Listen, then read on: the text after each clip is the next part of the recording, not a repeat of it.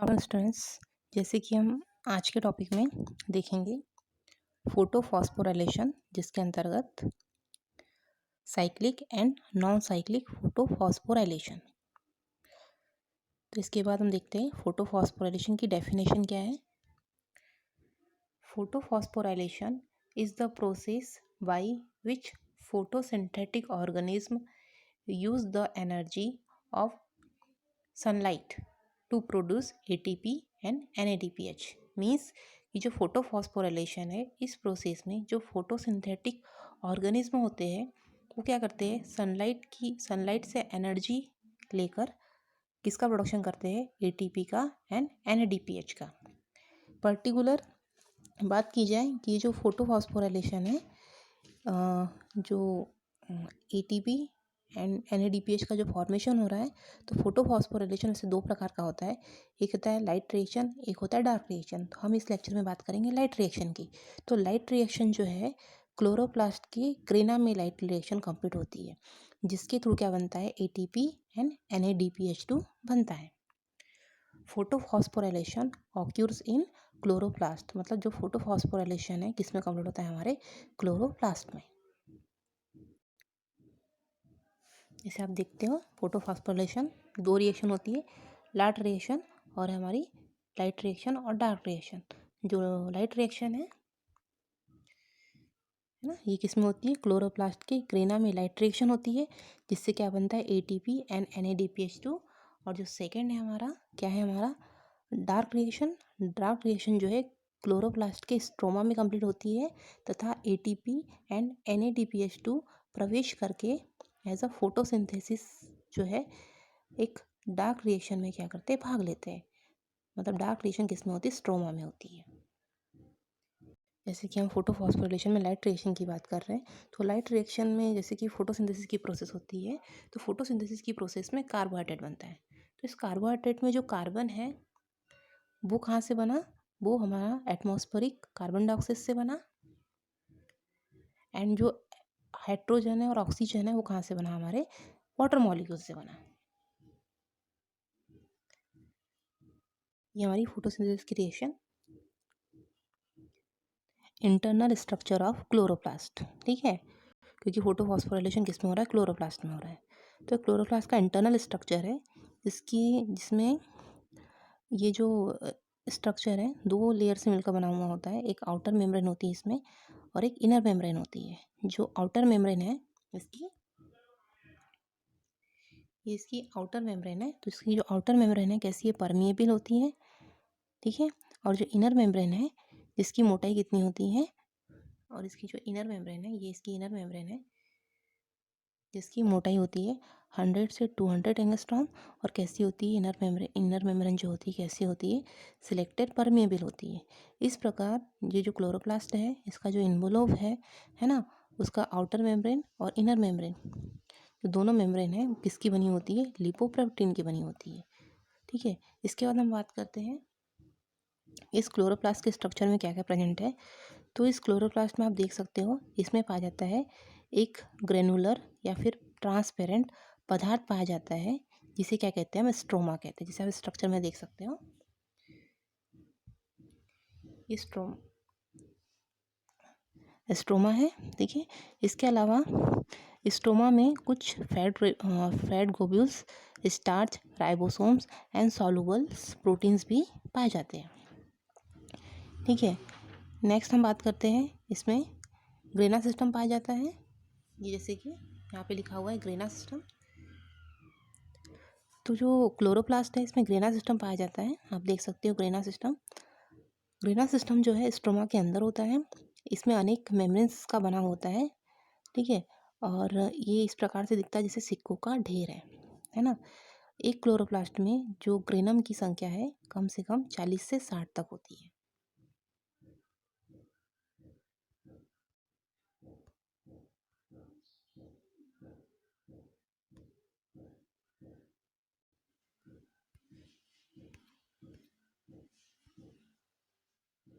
तो आप देख सकते हैं थैलेकॉइड, मतलब जितनी भी अब रिएक्शन कंप्लीट होगी वो किस में होगी, थैलेकॉइड में होगी।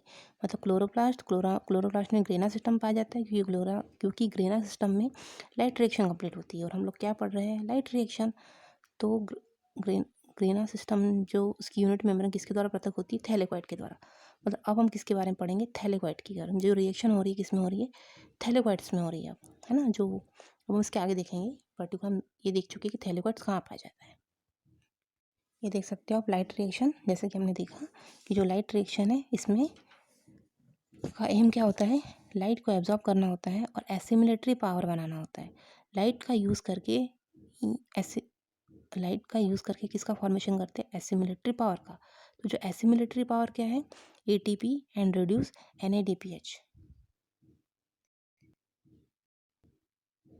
नेक्स्ट देखिए स्ट्रक्चर बना हुआ है। ये स्ट्रक्चर जो है थैलेकॉइड की मेम्ब्रेन को इनलार्ज करके बनाया है। मतलब थैलेकॉइड का जो मेम्ब्रेन है उसे इनलार्ज करके स्ट्रक्चर बनाया है कि पर्टिकुलर इस मेम्ब्रेन के अंदर क्या क्या प्रेजेंट होता है।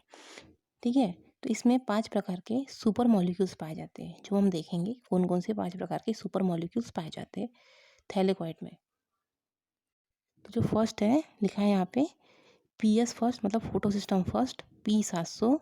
सेकेंड है photosystem second, P680। Next है थर्ड वाला LHS, जिसका नाम है लाइट हार्वेस्टिंग कॉम्प्लेक्स। फोर्थ है CF पार्टिकल, CF का फुल मीनिंग होता है कपलिंग फैक्टर। नेक्स्ट है फिफ्थ, क्या है हमारा, साइटोक्रोम P6F। ये सब जो सुपर मॉलिक्यूल्स है ये थैलेकॉइड्स की मेम्ब्रेन में पाए जाते हैं, थैलेकॉइड्स में प्रेजेंट होते हैं। इसके अलावा इसमें कुछ मोबाइल मॉलिक्यूल्स भी प्रेजेंट होते हैं, प्लिस्टोक्यूनिन, प्लिस्टोसाइनिन। जैसे कि स्ट्रक्चर देख रहे हो, है ना। तो क्लोरोफिल के जो मॉलिक्यूल्स है, क्लोरोफिल के जो मॉलिक्यूल्स है कौन है, कैरोटीनॉइड्स है ना। कैरोटीनॉइड्स क्या होता है, फोटोसिंथेटिक पिगमेंट होता है। ये अपने आप एक ग्रुप में अरेंज होते हैं। ठीक है, इस ग्रुप को हम क्या कहते हैं, फोटो सिस्टम कहते हैं। ग्रुप में एक लीडर भी होता है। ठीक है, तो उस लीडर को क्या कहते हैं, रिएक्शन सेंटर कहते हैं। मतलब रिएक्शन सेंटर होगा, इस सेंटर में हमेशा क्लोरोफिल ए का मॉलिक्यूल्स होता है। जो भी रिएक्शन सेंटर होगा, जो ग्रुप का जो मेन बॉस होगा, है ना, उसके पास हमेशा कौन सा क्लोरोफिल होगा, क्लोरोफिल ए होगा। ठीक है, चाहे वो फोटो सिस्टम फर्स्ट हो चाहे फोटो सिस्टम सेकेंड हो, जो रिएक्शन सेंटर होगा उसके पास हमेशा क्लोरोफिल ए मॉलिक्यूल्स होता है। फोटो सिस्टम फर्स्ट की बात करें तो फोटो सिस्टम फर्स्ट में जो रिएक्शन सेंटर होता है उसे क्या कहते हैं, फोटो सिस्टम जो फर्स्ट होता है वो जो रिएक्शन सेंटर है जिसे क्या कहा जाता है, फोटो सिस्टम P700। ठीक है, और उसी प्रकार जो फोटो सिस्टम सेकेंड है में जो रिएक्शन सेंटर है उसे क्या कहा जाता है, P680। जो फोटो सिस्टम फर्स्ट है, ठीक है, उसे क्या कहा गया है, जो रिएक्शन सेंटर है P700, और जो फोटो सिस्टम सेकेंड है उसे क्या कहा गया है, P680। P700 का मतलब होता है, 700 मतलब क्या होता है, 700 नैनोमीटर की लाइट उसको बेस्ट अब्जॉर्ब करेगा, इसलिए उसको P700 कहते हैं। और उसी प्रकार P680 क्यों कहते हैं, क्योंकि 680 नैनोमीटर की लाइट को एब्जॉर्ब करेगा, इसीलिए उसको P680 कहते हैं। जैसे कि 700 और 680 है ना, ये रेड रीजन की वेवलेंथ होती है। इसीलिए पता होना चाहिए कि फोटोसिंथेसिस की प्रोसेस बेस्ड किस में होती है, हमारे रेड लाइट में होती है। अब स्ट्रक्चर में देख सकते हो, इस स्ट्रक्चर में ये थैलेकॉइड है, ये थैलेकॉइड मेम्ब्रेन है। इसके इस भाग का सेक्शन लिया है, तो इस भाग के सेक्शन में ये हमारे 5 प्रकार के सुपर मॉलिक्यूल्स इसमें प्रेजेंट है। जिसमें ये है हमारा लाइट हार्वेस्टिंग कॉम्प्लेक्स, ये फोटो सिस्टम सेकेंड, ये है फोटो सिस्टम फर्स्ट, ये हमारा CF पार्टिकल, ठीक है, और ये हमारा CF पार्टिकल, और ये हो गया हमारा प्लिस्टोक्यूनिन। कभी कभी क्या होता है कि आपने देखा होगा कि बहुत सी पॉलिटिकल्स पार्टियाँ होती हैं, बड़ी बड़ी पार्टियाँ होती हैं। कुछ लोग इंडिपेंडेंट होते हैं जो क्या करते हैं, इलेक्शन को इंडिपेंडेंस लड़ते हैं, मतलब खुद से ही लड़ते हैं, वो किसी पार्टी के पार्ट नहीं होते। लेकिन जब वो किसी इलेक्शन को कंप्लीट हो जाता है इलेक्शन, और वो पर्टिकुलर इलेक्शन में जीत जाते हैं, तो वे किसी न किसी पार्टी को क्या करते हैं, सपोर्ट करते हैं। बिल्कुल उसी प्रकार फोटोसिंथेटिक पिगमेंट होते हैं, फोटो सिस्टम का पार्ट नहीं बन पाते तो वो क्या बनाते हैं, मतलब कुछ ऐसे होते हैं जो फोटो सिस्टम का पार्ट नहीं बनाते, तो क्या कराते हैं, लाइट हार्वेस्टिंग कॉम्प्लेक्स बनाते हैं। जैसे हमने देखा स्ट्रक्चर में बना हुआ है यहाँ पे लाइट हार्वेस्टिंग कॉम्प्लेक्स। जो लाइट हार्वेस्टिंग कॉम्प्लेक्स है, जैसे कि उन्होंने क्या बनाया, लाइट हार्वेस्टिंग कॉम्प्लेक्स। तो ये ज़्यादा से ज़्यादा क्या काम है ने, जैसे कि हमने देखा ना अभी कि लाइट हार्वेस्टिंग कॉम्प्लेक्स मतलब क्या काम कर रहा है कि दो पार्टियां थी, है ना, बहुत बड़ी बड़ी पार्टियां होती है, और कुछ लोग ऐसे होते हैं कि इंडिपेंडेंस लड़ते हैं, लेकिन जब इलेक्शन कंप्लीट हो जाता है तो क्या करते हैं, किसी न किसी पार्टी में चले जाते हैं, है ना, वो जीत जाएंगे तो उसी प्रकार सेम कंडीशन किस में होती है, फोटोसिंथेटिक पिगमेंट में होती है। फोटो सिस्टम का पार्ट नहीं बन पाते जो भी, वो क्या करते हैं, लाइट हार्वेस्टिंग का कॉम्प्लेक्स, उसको हम कहते हैं लाइट हार्वेस्टिंग कॉम्प्लेक्स। ये लाइट हार्वेस्टिंग कॉम्प्लेक्स का काम क्या होता है, ज़्यादा से ज़्यादा लाइट को एब्जॉर्ब करते हैं। जब लाइट को एब्जॉर्ब कर लेते हैं तो लाइट को क्या करते हैं, फोटो सिस्टम को ट्रांसफ़र कर देते हैं, या तो फोटो सिस्टम फर्स्ट को देंगे या फोटो सिस्टम सेकंड को देंगे। ये लाइट को एब्जॉर्बिंग कैपेसिटी को बढ़ाने का काम करते हैं लाइट हार्वेस्टिंग कॉम्प्लेक्स। ये ज़्यादा से ज़्यादा लाइट रिएक्शन सेंटर में पहुंचाएंगे, मतलब ये क्या करेंगे, लाइट हार्वेस्टिंग कॉम्प्लेक्स लाइट को एब्जॉर्ब करते जाएंगे और रिएक्शन सेंटर को पहुंचते जाएंगे। और रिएक्शन सेंटर कितने हैं हमारे पास, दो है, फोटो सिस्टम फर्स्ट और फोटो सिस्टम सेकेंड।